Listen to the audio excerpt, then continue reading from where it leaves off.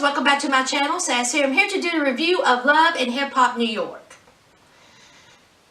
Let's get the Alexis Sky out the way. Okay. So we know that the villain and Alexis Sky have a little dispute over if he's the baby's daddy. So she gets the results in and he is not the father. Thank God. So she goes and tells and says, look, you're not the father. And this is what's going to happen. I want my apology.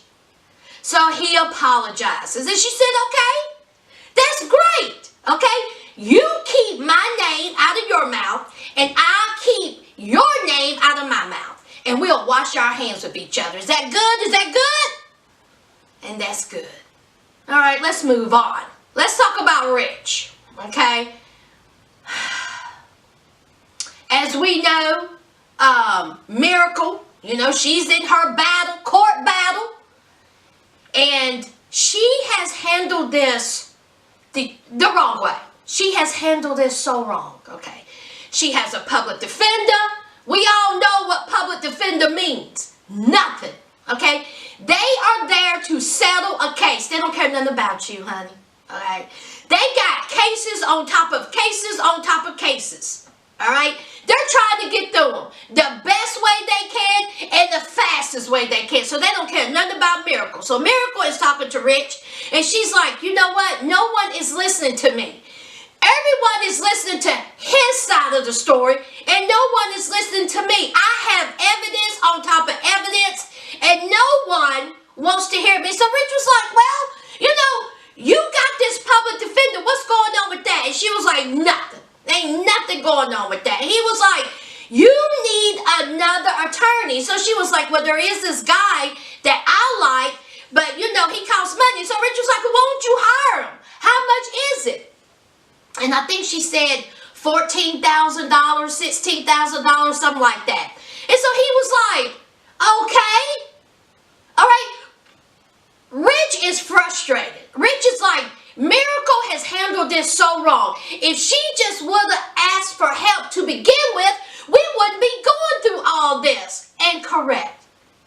Miracle, like I said before, it's like she's like two different people from when we first met her. It's like this isn't the same woman.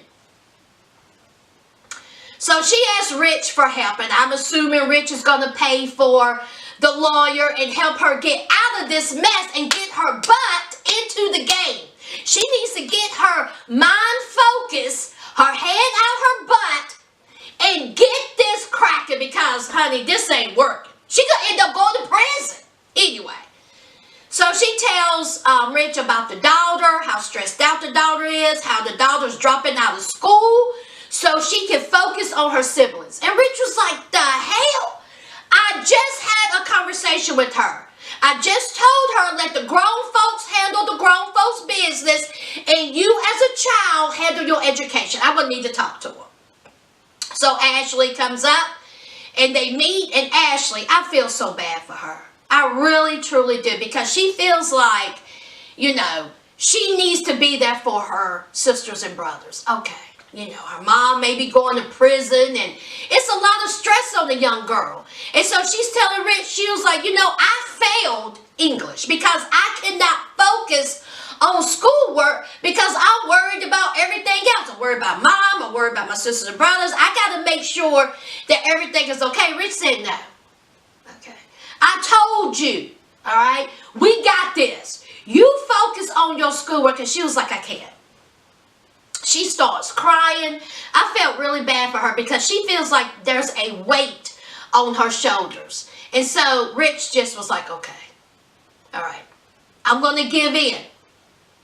I'm going to let you take this semester off so you can clear your mind, handle your business. But as soon as this semester's over, you're going back to school. I'm going to see you walk across that stage. And she was like, bet.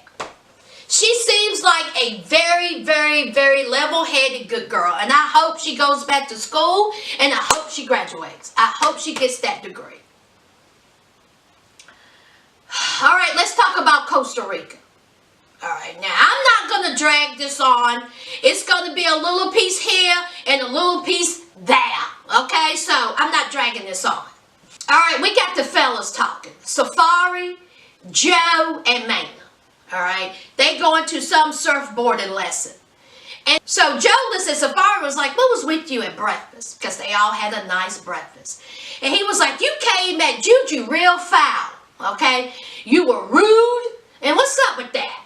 And so Safari was like, ooh, me?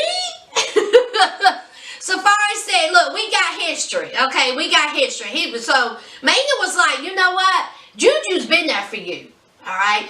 Juju was there for you, and how you talked to her was foul. You need to handle that. So, of course, Safari was like, you're right, okay? I do need to handle it, and I will talk to her, and we will squash it. And Juju's whole thing was the same. You know, Safari wasn't even invited. I didn't invite you. Why are you here? The way you've been treating me, the way you talking to me, you know, Juju wasn't having it at breakfast. And Safari was very, very rude to her, but, you know, I think that they're going to squash it. Okay, so we have Joe. Joe is still thinking about asking Sin to be his wife, you know, and their guys was like, you need to do that, okay? Get your ring, propose to that woman. What's the big deal, Joe? You love this woman, you have a child with this woman, propose to this woman. As we know, he has proposed to Sin, and he calls Papoose, and he calls Remy, and he tells them the news, and of course they're excited. Remy is all like, woohoo!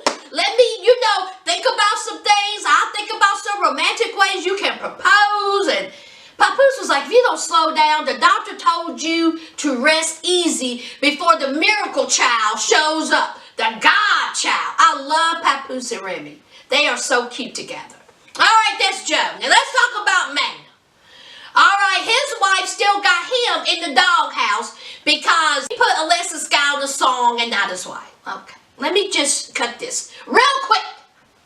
All right. Maggie, you was a singer. Supposedly you're a singer. Now you want to be a rapper. All right.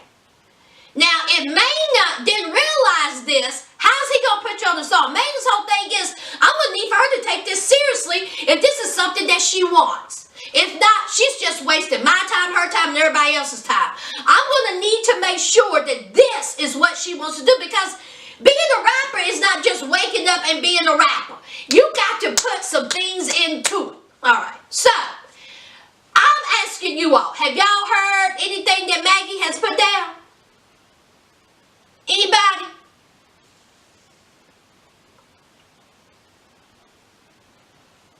Anybody? Anybody? Anybody? Anybody heard anything? Okay? A sample. A feature. I settle for that. You know, a nursery rhyme. Hey, little cat and the fiddle. I will settle for anything. I ain't heard a nerve bite. So, this argument is ridiculous. You gonna put your husband out of the doghouse for what? You ain't even scratched down one ball. One. I ain't heard a narrow one. Okay, let's move on. Now let's talk about this whole Yandy and Kimbella thing. And before I say this, before I go into it, I'm going to say this. I will no longer talk about Yandy and Bella. I will talk about Yandy separately. I will talk about Bella separately. They're separate lives. But when it comes to Yandy and Bella together, I'm not talking about them anymore. I don't care if they go out into the street and beat the hell out of each other. I'm not going to talk about it because this argument is stupid. Stupid. This argument is still over a child's birthday party that happened how long ago? And Yandy, she in Costa Rica being a Debbie Downer. How are you going to be in Costa Rica and be miserable? Go home. Go home. Okay? So anyway, Yandy's talking to this person. Bella talking to this person. So Bella's like, let's squash it. Bella goes to talk to Yandy. Yandy's like, I don't want to do this. We're not doing this. We're not doing this. And Bella's like, no, let's just get this settled. Let's talk about it like adults. And so Yandy said, you talking about my kids? Bella said, that's not what I said. Bella said, okay, that you were using the kids to boost your own self up. And Yandy said, what? She said, absolutely not. Of course, Bella watered it down a little bit. Bella, you was talking about Yandy, and you was talking about Yandy's kids, okay? Point blank, you watered it down. Why don't you keep each other's names out your mouth? But they can't do that. So they bring up the reunion. Bella was like, you threw me underneath the bus. You know the same story. I'm not going to repeat it. So Yandy says, look, okay, you want to be honest? You want to be real? You know the deal, okay? All right? You wanted a check. All right? You wanted to be part of a storyline. You wanted to be on Love and Hip Hop. You did that for a check. And Bella said, you a lie. I said you a lie. That is not what happened. Yandy said, yes it is. So they're going back and forth about Bella doing it for a check and how they, you know, thought up this story. Basically, both of them are liars. I'm done. I'm done. They did not resolve anything. It ended with Bella storming out of the room.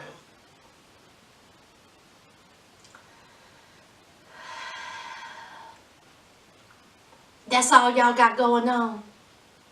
Okay? Why do they need to be friends? This is ridiculous. I am done with Yandy and Bella's argument. And that's it. I'm done with it. I'm done. I'm done. Alright guys, that's it. That is the review. Don't forget to leave a like, comment, and subscribe. Alright? And I will see you again soon. Okay, bye guys.